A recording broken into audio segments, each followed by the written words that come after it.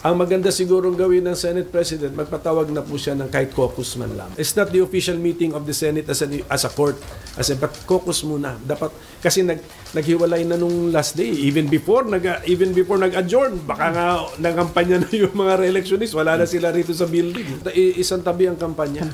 Under the Priority ang impeachment. Part of the job description. May we know bakit ho kayo sumulat kay Senate President Chis Escudero emphasizing the constitutional duty of Senate pagdating ho sa impeachment? Kasi yun ang naging conclusion ko after studying all of the relevant provisions in the Constitution. Diniscuss ko rin to sa legal staff ko. Yun ang aming conclusion. Forthwith, andun yung forthwith kasi ano yan hindi naman yan technical na salita na English ano yan normal na salita lang yan. Ibig sabihin nun bilisan, without any delay. Yun ang aming conclusion. Tapos para lang sigurado na tama kami, tinignan namin yung Filipino version ng ating Constitution. Ang nasabi dun, isunod agad. So parang common words ito. Ano yung sabihin nun? Isunod agad. So ibig sabihin kumilos kayo agad.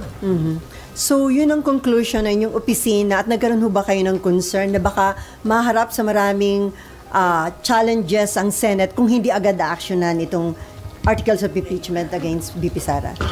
Well, hindi lang sa challenges na i-question kami o yung aming mismong di ba? Lahat naman kami nanumpa na ng oath of office na susundin namin ang mga utos na nasa konstitusyon. Kung yan ang tamang pagbasa ng Constitution, dapat kumilos kami ng mas mabilis sa pinaplanong kilos na June 2 pa. So, nakita nyo yung necessity na i-remind Senate President Escudero, the mere fact na may statement siya na hindi nga Sir June 2 after SONA pa. Parang June 2 pa mare-refer sa reference of business, parang ganun. So, masyado pong matagal yun kasi from February 5, halos 4 na buwan yun. Hindi na yun compliant sa sinabi ng Constitution na kumilos agad. Pero sir, or kilusan agad. Aside sa inyo, may petition na sa Korte Suprema, meron ding isinabmit na position paper ang bayan muna, almost the same dun sa stand nyo. Pero according to Senate President Escudero, parang hindi siya magpapapressure, hindi daw mamadaliin dahil mag-iingat sila na tama yung proseso para walang maging bala ang Office of the Vice President na ma-question ang mga magiging hakbangin ng Senate. Hindi, mabuti naman na nag-iingat nga siya. Pero yung interpretation din naman namin is, after studying na rin ito. Pinag-aralan na rin namin ito. Ito nga conclusion namin. So, meron din po tayong matibay na legal basis kung kilusan na ng Senate ang impeachment complaint or ang articles of impeachment. Meron tayong matibay na legal basis. Ang legal basis natin, ang Constitution, plus ang Senate rules mismo. Tinignan namin pareho Hindi namin nakuha ang impresyon na kailangan nakasession ang Senado as a legislative body. Pero nakasession ang Senado. So pwedeng magtawag ang Senado ng special session ng Senado. Hindi po ito yung special session na kailangan tawagin ng Presidente kasi pati House of Representatives aabalahin natin. Hindi naman sila kailangan abalahin na Tapos na yung kanilang pag-overtime sa nung kinilusan na nila yung articles of impeachment. Ginampanan na nila yung kanilang tungkulin sa Constitution. Nag-overtime na sila doon. So, ang tinitignan ngayon nila, ang Senado, kayo naman na mag-overtime kasi kayo na yung korte. Ganun po yun. So, pwedeng mag-session ang Senate on its own. On its own, because there is no other way na makakomply tayo sa sinabi ng Constitution na kilusan agad, forthwith. Pero kailangan pa po ba yun na Malacanang magpatawag o initiative na yun mismo ng Senate leadership? Hindi na nga. Kasi kung, Senate leadership initiative na lang. Inisip ko na obligasyon ito ng Senado. Tapos sasabihin namin na hindi namin magampanan ang aming obligasyon kasi hawak ng isang tao yung bola, kailangan siya magtawag ng special session. Hindi, paano naging obligasyon ng Senado yun na hindi pala namin magampanan ng sarili namin kasi naka-contingent pala siya sa kilos ng isang tao na labas sa Senado, so the President. So, I think that's the wrong interpretation. Dapat kaya kumilos ang Senado para gampanan niya ang kanyang obligasyon. Sa Senado lang, hindi ka kailangang magdepende sa labas ng Senado. So, si SP Cheese ang pwedeng mag-initiate na magkaroon ng special session ng Senate. Correct. Patawagin niya kami.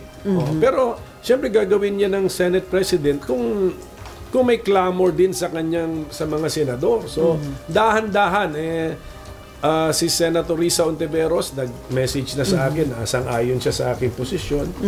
May nag-interview sa akin kanina, binanggit daw na even si majority leader, pero wala akong personal knowledge doon. So dahan-dahan, nagiging 3 na kami. So pagdating na niya sa 10, sa 12, that should be sufficient pressure on the Senate President already. Kaya lang yun ang tanong, sir, dahil marami re-electionists, magkakampanya, busy sa campaign. Do you think dadami yung sasama sa inyo na mananawagan kay SP na magkaroon ng Senate session? Dapat siguro mayroon silang maramdaman na pressure sa taong bayan na ito ang tamang pagbasa sa Constitution. Hindi ito dahil sa gusto mong i-convict o gusto mong i-acquit, immaterial yun. Wag natin ipag-usapan yun. Pero yung tamang pagbasa lamang ng utos ng Constitution. Okay, RG, and then Mav, and then Amor. Sir, madalas sabihin, we've been discussing, and everybody's been discussing legalities all this time, ever since the impeachment first came out, and the rules. But there's a tendency to forget that impeachment is essentially a political exercise. So, let me ask, ano ba talaga ang mood dito sa Senado na mga kasamahan ninyo pagdating sa impeachment? Kasi kung nasa mood sila for an impeachment, madali namang, there can be as many interpretations of the law as there are lawyers. So, pwede naman din nilang ginawa yun on the last day kung talagang gusto nila ng impeachment. So, what is the mood? Is there any appetite in the Senate for an impeachment? Ako kasi hindi ako nakatingin sa mood eh. Nakatingin ako sa obligation eh. How you understand the Constitution. And yun ang sinabi ng Constitution. Nagsenador ka pa. Yeah. Ayaw mo palang mag-judge sa impeachment. Yeah, but do you... Kasama na yun sa job description mo noong umpisa pa. Pag-file mo ng certificate of candidacy, dapat alam mo na yun. But that's just you, sir. Yung mga kasamahan mo ba, do they share your view? Hindi ko na yun, that's not my problem anymore. But that is what I believe should be the standard demanded by the people of senators. Ganun yun eh. Ganun yun eh. Tapos actually, although sinasabi natin na impeachment is a political process, pinag-isipan ko na rin actually sa dulo. At the end of the day, when you make your decision, then it is really political. Yes. Pero pagdating sa proceedings, sa forma niya, legal. It's like a court.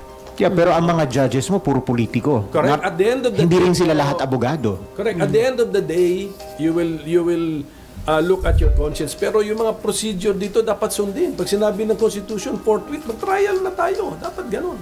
Sundin. Pero hindi ba, sir, correct me if I'm wrong, there is jurisprudence na kapag the rules of the legislature, the internal rules of the legislature, whether it's the Senate or the House, that's just a guide for you to exercise your powers because your power really is in the plenary and ultimately it's a numbers game. Hindi ba ganun yun? So kung babalik po tayo dun sa kung gusto na nakararami, edi may trial na tayo ngayon. Hindi kasi nakonsulta ng mabuti yung body kasi sa timing naman ng pag-file. Hindi namin kasalanan yun. Do not blame the Senate on when the articles of impeachment were filed.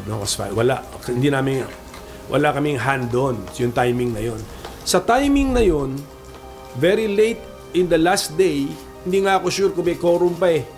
So tama yun. So no one is to blame na hindi siya na-actionan officially ng body. But now na nandyan dapat aksyonan na officially ng body. So dapat nagkukonsulta na ang Senate President sa mga senador. At yun na nakukulangan ka, sir, yung consultation with your colleagues.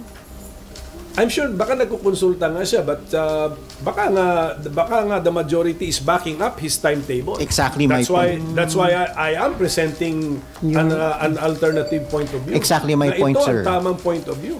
Is it a safe assumption that since kayo pa lang ang nagsasalita and si Senator Risa, the rest would tend to back the SP's SP. position? I'm not making that assumption, but posible, but I'm not making that assumption. So, ang maganda sigurong gawin ng Senate President, magpatawag na po siya ng kahit caucus man lamang.